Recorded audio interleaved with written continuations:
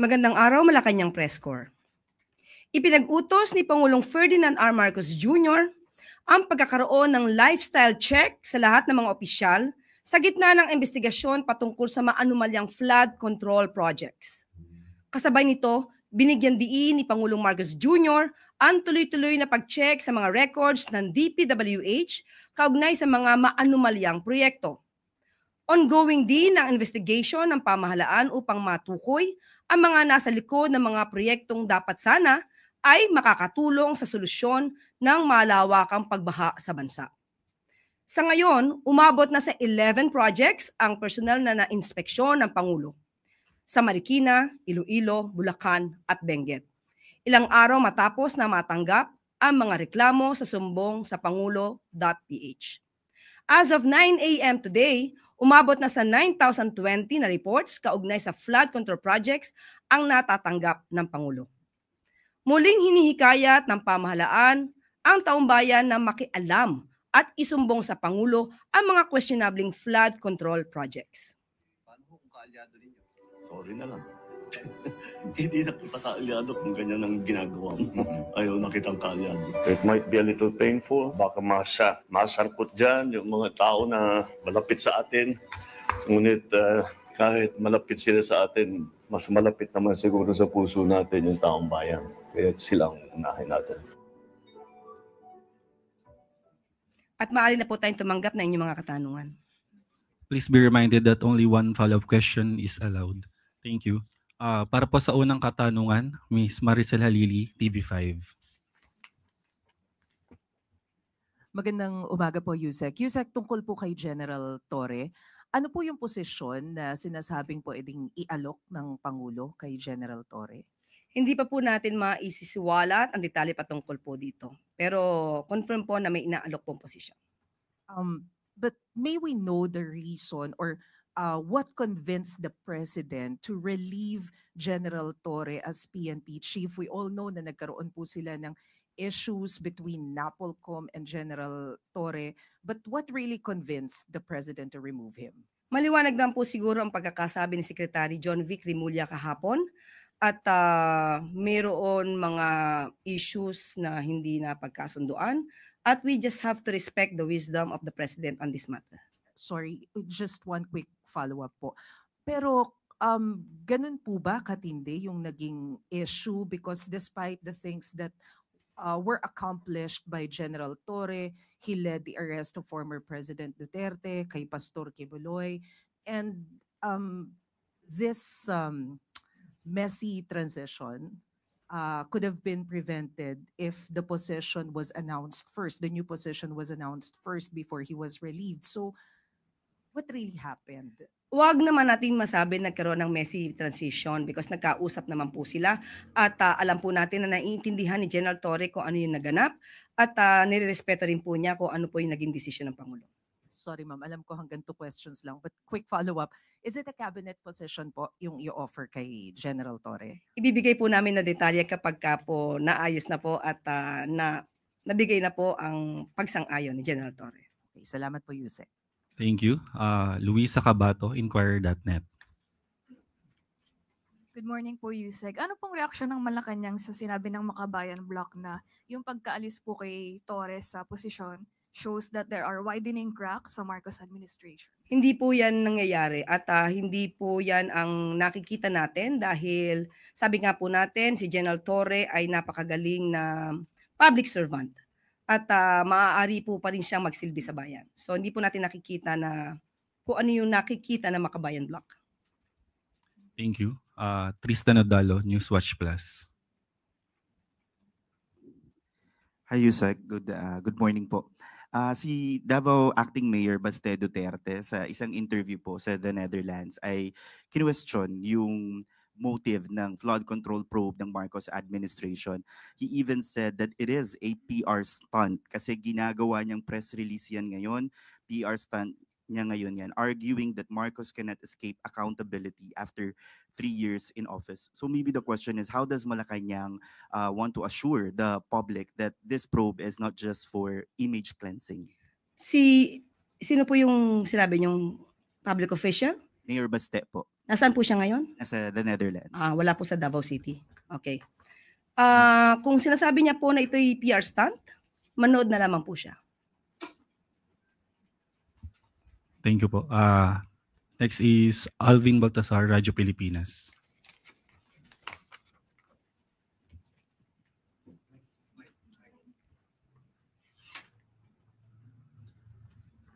Yusek, good morning po. Yusek, meron po ba tayong timeline para masampahan na finally ng kaso yung mga taong involved dito sa flood control projects sa Anomaly? Para makapag-request na rin tayo ng whole departure order kung sakasakali man doon sa mga taong sangkot at hindi makalabas ng bansa. Sa ginagawa pong pag-iimbestiga ng Pangulo dito, ito naman po ay hudyat na rin po para sa mga ibang government agencies like COA, BIR, LGUs, Bureau of Customs, na magkaroon po ng pag-iimbestiga rito. Maraming po tayo nakikita na maraming nagkakaroon ng luxury cars. Malamang ay dapat makita rin po ito ng BOC kung ito po ba ay bayad sa mga taxes na required. At sa mga LGUs po, kung makikita po natin na itong mga contractors na to, mga kontratista na to ay napakalaki ng mga proyekto at malaki ang kanilang kinikita. Tingnan po nila kung ito po ay naaayon din sa mga mayor's permit or business permit na kanilang binabayaran sa LGUs. Pati po sa BIR. So, ito po yung pag-iimbestiga ng Pangulo ay hudyat sa bawat ahensya na gawin din nila ang kanilang trabaho upang mag-iimbestiga patungkol dito. Follow up po, Sir Ivan Mayrina, GMA. Yusek, related po doon sa binanggit ninyo in opening this briefing. You said that the President ordered a lifestyle check amid investigation. Can you tell us more about this? Sino ho ang saklaw nitong lifestyle check na ito? Unang-una po, hindi po natin makakaila na mayroong mga DPWH officials na sinasabing involved at malamang ay magsimula sila doon. So far, ang nababanggit na ho ng Pangulo, mga kontrata, mga contractors, of course, officers or officials of the Department of Public Works and Highways. Pero wala pa ho siya napapangalanan na politiko. Kongresista, senador, o kung sino mang posibleng involved dito sa mga proyektong ito. Is the President getting there? Mangyayari po kaya ito? Definitely. Sinabi naman din po ng Pangulo na hindi ito titigilan at tatapusin niya to bago siya matapos ang termino. Panghuli po, nabanggit ng Pangulo mismo sa kanyang bibig nang galing, I am getting very angry with what I'm discovering about all these flood control projects. Ano hong ibig sabihin kaya nito? What can the public expect to come out of this anger? Magdidemanda po talaga sa sampa ng kaso ang dapat masampa ng kaso. Walang sisinuhin, walang malapit sa puso, walang kaalyado, kung sino man ang involved dito, sasampa ng kaso. Thank you. Thank you. Follow-up question, Maricel Halili, TV5. Ma'am, on lifestyle check po, who will lead the lifestyle check? Sa bawat ahensya, meron naman po na pwedeng magkaroon ng lifestyle check. Ang ombudsman pwedeng mag-initiate, ang BIR pwedeng mag-inspect, magkaroon ng lifestyle check. Sa bawat ahensya na may sakop sa kanya, DPWH, pwede rin po. So yun po, kung sino po yung may ahensya na dapat magkaroon ng pag-lifestyle check, gawin po nila. Although magsisimula po sa DPWH, pero will this cover all departments po under executive? Lahat na may involved patungkol muna sa flood control projects na maanomalya. Salamat po. Thank you. One last follow-up, Alexis Romero.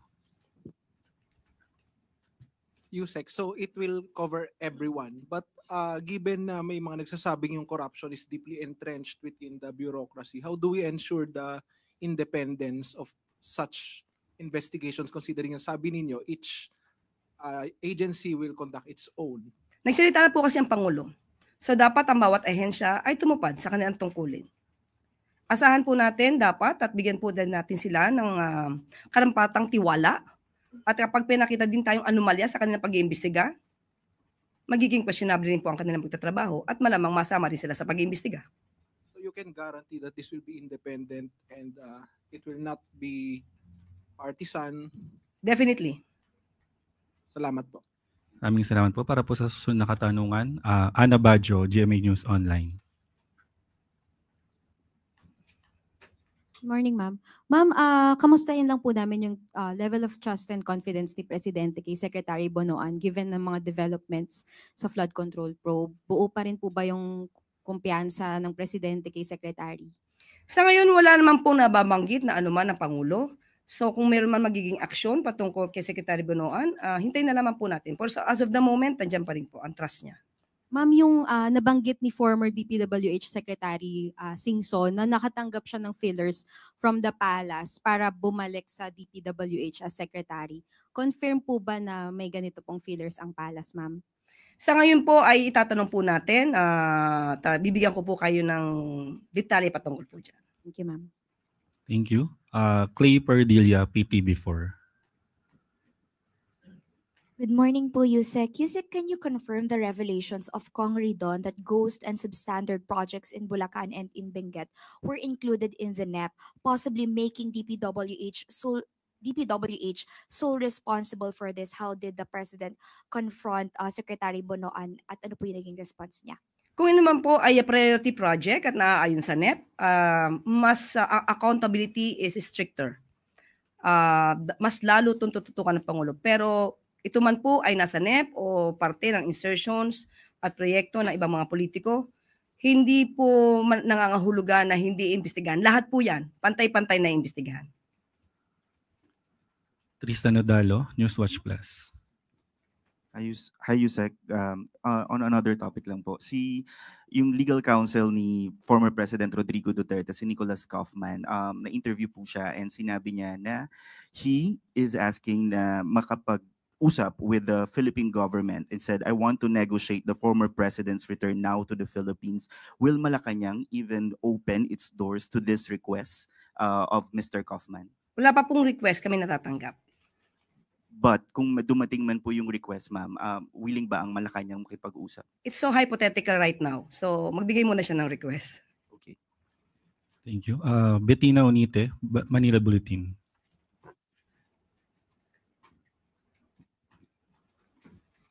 Morning po, Yusek. May we get the palace reaction lang po on the call of Tindig Kalikasan to also include yung mga provincial officials po ng Bulacan on the investigation of failed flood control projects sa probinsya po. Thank you. Lahat po ng kasabwat, ay naman po sa Pangulong Marcos Jr., lahat ng kasabwat, lahat na may kinalaman at lahat na nakipag-conspire sa ganitong klase mga anomalyang flood control projects, lahat po yan ay kasama sa pag-iimbestiga. Ivy Reyes, Billionario.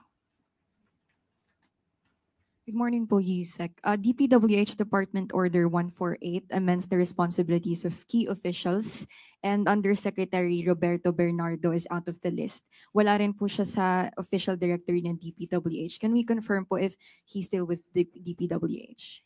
As of now, on medical leave siya. Yun pa lang yung update natin. Thank you po. Follow up na lang din po. Yun pong contractor sa Benguet rock netting project at Rockshed project ay dating tumakbo po under Partido Federal. May comment po ba ang palace on this? Kaalyado o hindi kaalyado, kung sila po ay kasangkot sa mga anomalyang project, paiimbestigahan din po yan. Thank you po. Tuesday New, DZBB.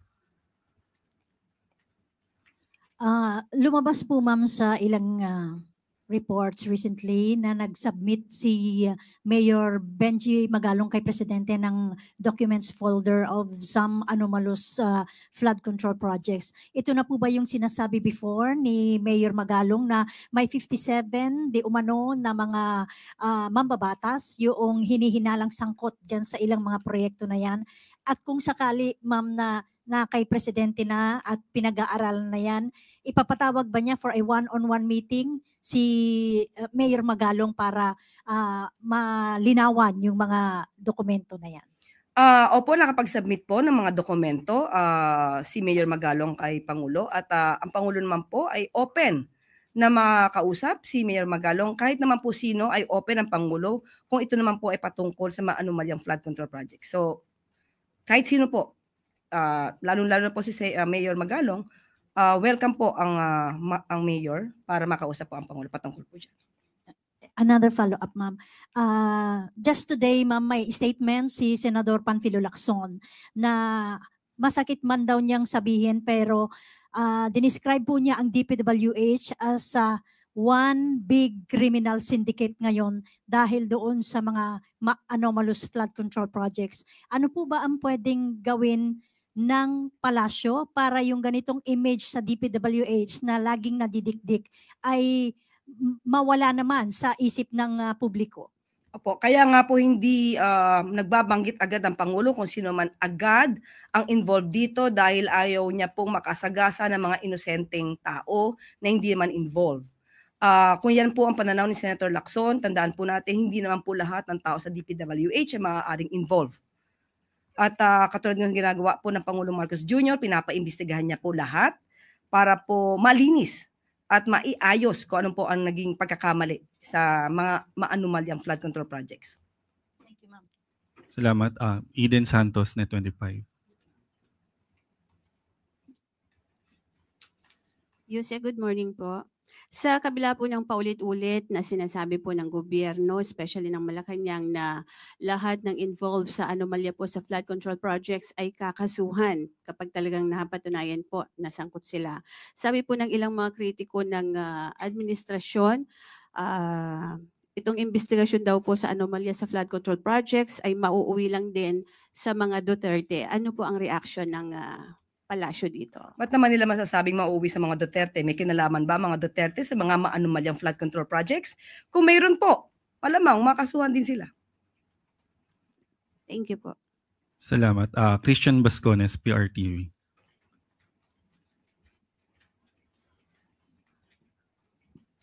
Yusek, reaction lang po ng palasyo sa sinabi ni Senator Ping Lacson na malaki ang posibilidad na may powerful contractor behind the attempted bribe sa Batangas congressman at mismong si Representative Leviste ang nagsuggest na ang DPWH engineer na nagtangkang manuhol ay siyang dapat tumistigo o maging state witness sa korupsyon sa flood control projects. Kung sino man po ang behind dito, mas maganda po na makausap din po ng Pangulo si Congressman Leviste at kung ano ang kanyang mga nalaman kasi personal po siyang nakahuli dito kay district engineer. At most probably, may mga kontraktor na nabanggit dito. So mas maganda makipag-ugnay sa Pangulo para kung sino man ang mga malalaking tao di umano na behind dito, ay dapat di makasuhan. Hindi lamang po yung district engineer. Okay. Balik lang ako doon sa pinag-usapan natin before kay General Nicolas Torre po. Quoting political analyst Ronald Llamas, comment niya sa pagtanggal kay Torre na posible raw po ay masyado na siyang sikat or he outshine the master, which he refers to Torres superiors like the President and DILG Secretary. Reaction po doon. Opinion po yan ni Mr. Llamas. So, yun lang. Samuel Medinilla, Business Mirror. Good morning, ma'am. What measures will the government implement to ensure rice prices will remain stable once the 60-day import ban takes effect next month? Okay, ayon po sa DA, nakausap po natin, ay magkakaroon sila ng price monitoring to enforce the maximum suggested retail price at nakikipag-usap din po sila sa stakeholders, mga farmers, millers, traders, para hindi po manipula ang presyo at nagkakaroon din po sila ng monitoring ng bigas weekly nationwide. Pa-start na nga din po ang harvest season. So with that, nakikita po natin na tama po ang supply ng bigas sa atin mula sa local farmers. So wala po masyadong iniisip na magiging problema ang DA patungkol sa supply ng bigas. Ay, ma'am, follow up lang po. Yung in-announce po yung suspension doon sa pag-import ng bigas, na sabi po yun yung nasa India, state visit. Sa ngayon po ba, meron na po bang na-issue na document, executive order, or kahit anong issuance for the implementation of the ban? Bibigyan ko po kayo kung maibibigay din po sa akin, pero ang patungkol po dyan na issue, mas palalawigin po natin bukas. On another topic po, meron na po bang mga flood control projects yung nasuspend amid doon sa ongoing investigation ng mga anomalous flood control projects? Meron na po na-suspend. Sa ngayon po ay nakikipag-meeting pa po lahat ang mga maaaring magrebisa pa. No, maliban sa Pangulo, magrebisa ng mga records at malamang bukas din po muli ay magkakaroon tayo ng update. Thank you po, ma'am. Follow-up question, Chloe Ofana, Business World. Morning, Yusek. Regarding po sa rice importation freeze, nabanggit po ni Secretary Kiko Laurel na open si President sa pag-extend ng 60 to 90 days. Can the palace confirm that po? Ngayon po, opinion po yan ni Secretary Kiko, pero magkakaroon pa po ng meeting. Muli, ang issues na to ay ibibigay po natin ang update by tomorrow. So as of now po, yung pa rin pong 60. Ang Yes. Opo. Thank you. Thank you. Next is Alvin Baltazar, Radyo Pilipinas.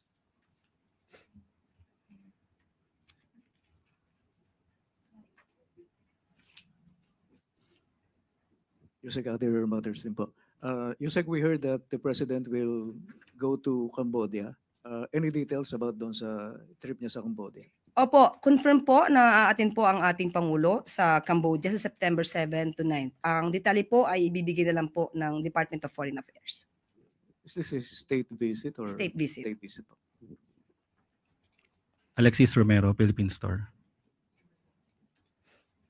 Medyo related, Yusek. Will the President attend the UN General Assembly late next month? Confirmed. Opo. Aaten po. And what will be his goal in undertaking that trip? Ang mga detalye po nito ay ibibigay na lang po natin at ipapasa po natin sa DFA. Salamat po. Tristan Odalo, Newswatch Plus. Okay. Ann Soberano, Bombo Radio. Yusek, good morning. Balik lang po ako doon sa issue ng reaction lang po from the palace, yung nangyaring panunuhol po ng isang district engineer from Batangas kay Representative Leviste. Accordingly po, itong mga district engineers daw po ay ginagamit na bagman ng mga malalaking kontratista. Ano po yung reaction ng Malacanang? Kahit po naging bagman lang ang naging papel nila, kasabwat pa rin po sila. So, muli panawagan ng Pangulong Marcos Jr. sa taong bayan, kung kayo may kinalaman, kung sino man ang maaaring dapat na makasuhan, isumbong lamang po sa Pangulo. Thank you. Maraming salamat, Yusek. Ayon sa direktiba ni Pangulong Marcos Jr. na pagtibayin pa ang food security sa bansa, maglalabas ng 1.2 million bags o maaaring umabot sa 100,000 metric tons ng local rice ang Department of Agriculture sa pamamagitan ng auction ngayong linggo. Inaasang aabot sa 25 to 28 pesos per kilo ang floor price ng bigas depende sa edad nito. Layunin din ng auction na paluwagin ang mga bodega para makapag-imbak pa ng karagdagang supply ng bigas. Ibig sabihin, maganda ang ani ng ating mga magsasaka. Sa kabilang dako ay magre-release din ng 100,000 metric tons of rice para palawakin ang benting bigas. Mayroon na program ng administrasyon at makatulong sa pagbabantay ng presyo ng bigas sa merkado. Naninindigan ang DA na hihigpitan ng ahensya ang pag-monitor sa presyo ng bigas upang matunton kung sino ang mga mapang-abusong balak magmanipula ng presyo nito.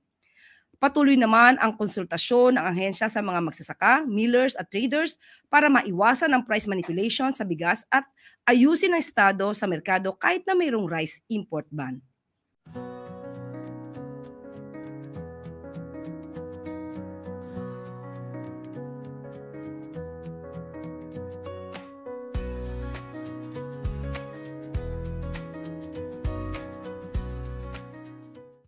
At dito na po natatapos ang ating press briefing. Magandang araw, Malacanang Press Corps. Para sa bagong Pilipinas.